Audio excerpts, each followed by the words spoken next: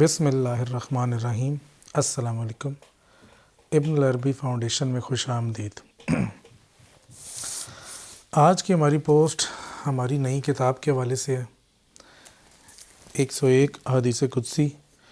اس کتاب کا تیسرا ایڈیشن آج ہی ہمیں ملا ہے، تو ہم نے سوچا کہ اس کا ایک تعارفی پوسٹ بنا دی جائے تاکہ جو لوگ اس کتاب سے واقف ہیں اور جو واقف نہیں ہیں ان کو اس کا ایک مختصر سا تعارف ہو جائے۔ جیسے کتاب کے عنوان سے واضح ہے کہ یہ مشکات الانوار فیما رویہ عن اللہ من الاخبار، شیخ اکبر محی الدین محمد ابن العربی الطائی الحاتمی الاندلسی نے سن 599 ہجری میں شہر مکہ میں تصنیف کی۔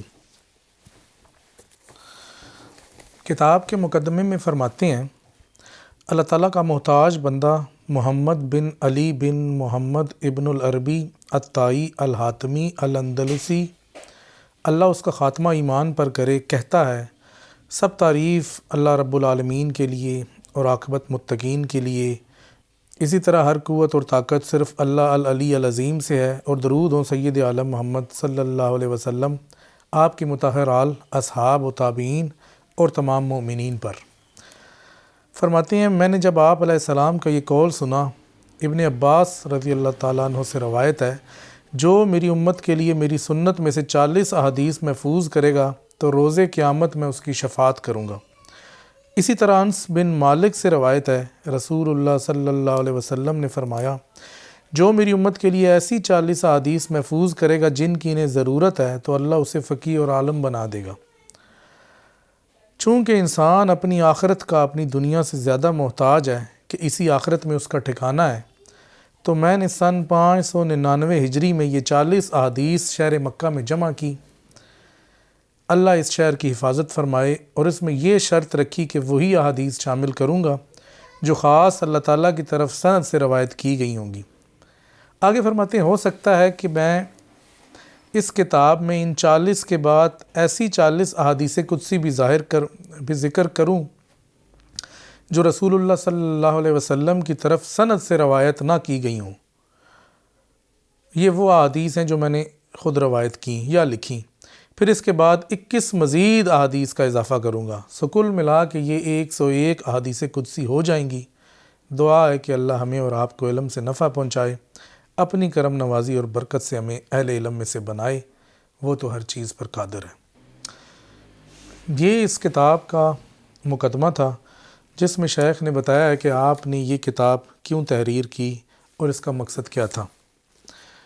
تو جیسا کہ واضح ہے، اس کتاب میں شیخ نے 101 احادیث قدسی کو شامل کیا ہے۔ 40 احادیث، پہلی 40 احادیث شیخ سے متصل سند کے ساتھ ہیں، اور اگلی 40 احادیث سند کے بغیر ہیں۔ اس کے بعد اگلی 21 احادیث کتابوں کی سند سے ہیں۔ تو ہم نے اس میں یہ کوشش کی ہے کہ سب سے پہلے تو اس کی عربی متن کی مکمل تحقیق کی ہے۔ اس کے لیے ہم نے 8 سے زائد مخطوطات کا سہارا لیا ہے، لیکن اس متن کو تحقیق سے پہلے بھی ہمارے پاس جو متن اویلیبل تھا وہ انکا پبلشنگ کا متن تھا، جو کہ اسٹیفن ارٹسٹائن اور مارٹن ناٹکٹ نے یہ کسی دور میں کیا تھا۔ تو ہمیں وہ متن انہوں نے دیا، اور ہم پہلے بھی اس کو 2 دفعہ چھاپ چکے ہیں، لیکن ابھی تیسری دفعہ ہم نے کہا کہ جی ہم مخطوطات سے اس مکمل متن کی تحقیق کرنا چاہتے ہیں تاکہ تحقیق میں یا حدیث کی نسبت میں یا حدیث کے الفاظ میں کوئی کمی بیشی نہ رہ جائے۔ تو پھر ہم نے جو مخطوطات جمع کیے وہ 2 شیخ کے 2 نسخوں سے نقل شدہ ہیں۔ شیخ اکبر کا طریقہ یہ رہا ہے کہ جب بھی کوئی کتاب لکھتے تھے وقتاً فوقتاً اس میں ترمیم کرتے رہتے تھے۔ بعض اوقات وہ ترمیم فوراً سے ہوتی تھی، بعض اوقات وقت گزرنے کے ساتھ ساتھ۔ تو اسی طرح اس کتاب کے بھی 1 سے زیادہ زائد نسخے مؤلف کے مل جاتے ہیں۔ پھر مختلف ادوار میں وہ نسخے مختلف ناقلین نے نقل کیے ہیں۔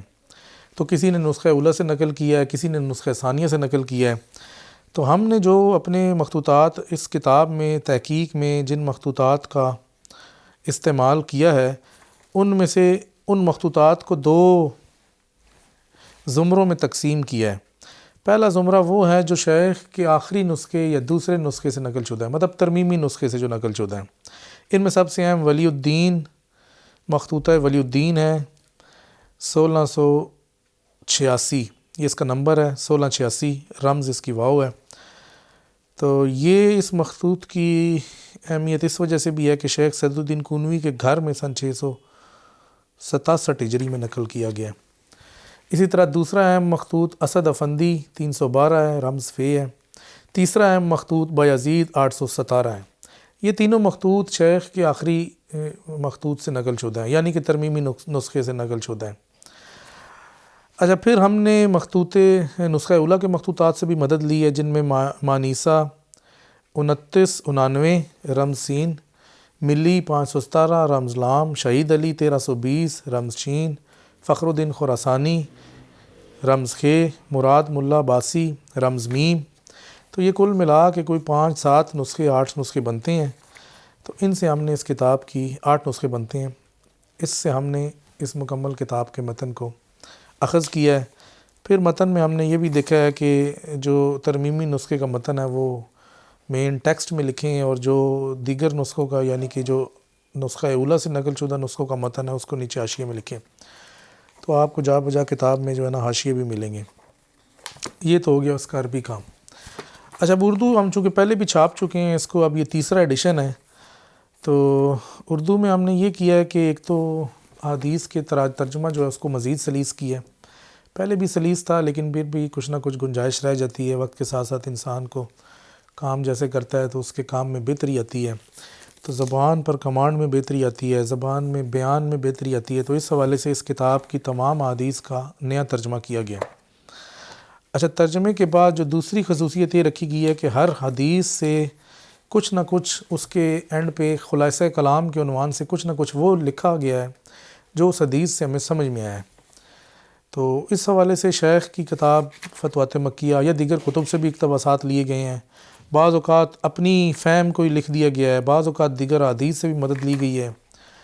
تو یہ ایک غیر روایتی قسم کی شرح ہے، آپ اس کو اشاری شرح کہہ لیں، شرح ہے بھی اور نہیں بھی ہے، کہ آپ کو اس حدیث سے جو مترجم کو فہم آئی ہے شیخ کے علوم کی روشنی میں، تو یہ خلاصہ کلام آپ کو اس فہم کی طرف کچھ نہ کچھ آپ کو رہنمائی کرے گا۔ مکمل فہم تو نہیں ہے لیکن کوئی ایک اشارہ دے گا کہ آپ بھی اس فہم میں سے کچھ نہ کچھ حاصل کر سکیں۔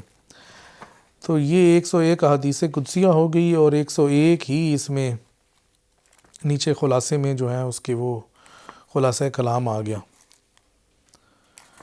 اچھا جی، اب اس کے بعد جو اور ایک اہم کام ہم نے کیا ہے کہ اس احادیث قدسی کتاب کا ایک جامع مقدمہ شیخ کے نزدیک علوم حدیث کی روشنی میں لکھا ہے، اور یہ مقدمہ دو زمروں میں کہہ لیں تقسیم ہے، یا اس کے 2 حصے ہیں۔ پہلے حصے میں شیخ کے نزدیک حدیث کی اہمیت پر بات کی گئی ہے کہ احادیث کی کیا اہمیت ہے، تو ان میں جو کچھ عنوانات آ رہے ہیں اس میں ابتدا تو اسی خواب سے ہوتی ہے کہ شیخ نے امام انس بن مالک رحمۃ اللہ علیہ کو خواب میں دیکھا تو پوچھا کہ امام مالک میں کیا پڑھوں، یعنی ابتدا چونکہ اس وقت تک شیخ حدیث سے بھی واقف نہیں تھے، تو امام مالک کہتے ہیں کہ کیا تو کتب رائے پڑھنا چاہتا ہے؟ ابن عربی کہتے ہیں کہ ابھی امام مالک یہ فرما ہی رہے ہیں کہ میں دیکھتا ہوں کہ ایک شخص جو کتب رائے پڑھتا ہے وہ امام مالک سے منہ موڑے گندگی کے ڈھیر کی جانب منہ کیے کھڑا ہے۔ شیخ اکبر فرماتے ہیں امام مالک میں ڈرتا ہوں کہ کہیں مجھے کتب رائے اس جیسا نہ بنا دیں۔ یہ سننا تھا کہ امام مالک نے ہنستے ہوئے جواب دیا، تو نے ٹھیک کہا ہے بیٹے، حدیث لکھنا اور پڑھنا خود پر لازم کر۔ تو سب سے پہلے تو شیخ اکبر اور تحصیل علوم حدیث ہے کہ شیخ اکبر نے حدیث کے علوم کس دور میں پڑھنا شروع کیے، پھر آپ کے شیوخ کا ذکر ہے کہ جن سے آپ نے احادیث پڑھیں، جن سے آپ نے اجازت لی، جن سے آپ نے روایت لی۔ تو اس کے لیے ہم نے جو استعمال کیا ہے مصدر، وہ ایک تو وہ اجازت نامہ ہے شیخ کا جو کہ انہوں نے بادشاہ المظفر کو لکھا تھا، پھر دوسری وہ کتاب ہے جو شیخ نے محاضرۃ الابرار کے نام سے لکھی تھی۔ تو اس میں مختلف شیوخ کا ذکر ہے، وہ آپ مقدمے میں خود پڑھ لیں گے، ادھر اس کی بتانے کی ضرورت نہیں ہے۔ اس کے بعد مقدمے کا ایک اور عنوان شیخ اکبر کی دیگر کتب حدیث ان کا ذکر ہے، جن میں المحجہ البیضاء سب سے پہلے ہے۔ اس کتاب کا ایک نسخہ ہمارے پاس موجود ہے عربی متن کی صورت میں، کام ابھی ہم نے اس پہ کچھ بھی نہیں کیا، لیکن ایک تحقیقی نسخہ متن ہمارے پاس موجود ہے۔ پھر مفاتیح السعادہ ہے، کنز الابرار ہے، اربعین المتقابلہ ہے، مشکات المعقول ہے. تو یہ کچھ حدیث کا ذکر ہے. اس کے بعد جو ہے وہ مقدمے کا وہ پہلو شروع ہوتا ہے جو 2 حصوں پر مشتمل ہے، جس میں شیخ اکبر کے نزدیک علم حدیث کی اہمیت ہے. تو اہمیت میں حدیث نبوی کا احترام ہے. یہ میں کچھ عنوانات بس آپ کو بتا رہا ہوں، کتاب میں ہی آپ اس کی تفصیل دیکھیں گے. پھر حدیث نقل کرنے کی شرائط ہیں کہ حدیث کو کیسے نقل کیا جانا چاہیے. کیا یہ عام باتوں کی طرح ہی نقل کیے جانے یا اس میں کچھ مزید شرائط ہیں. تو شیخ نے اس میں مزید شرائط ڈالی ہیں، جس میں سے ایک سب سے اہم شرط یہ ہے کہ شیخ کے نزدیک حدیث وہی ہے کہ جو نبی علیہ السلام کے الفاظ کے ساتھ نقل کی جائے گی. اگر حدیث نقل کرنے والا نبی علیہ السلام کے الفاظ نقل نہیں کر رہا تو وہ صرف آپ کی اپنی فہم نقل کر رہا ہے. پھر روایت بالمعنی کے اوپر بحث ہے کہ وہ شیخ کے نزدیک جائز ہے یا نہیں جائز. پھر حدیث کے الفاظ کے مطالب کے اوپر بات ہے. اس کے بعد شیخ فرماتے ہیں کہ حدیث نبی کو کسی صورت چھوڑنا جائز نہیں ہے.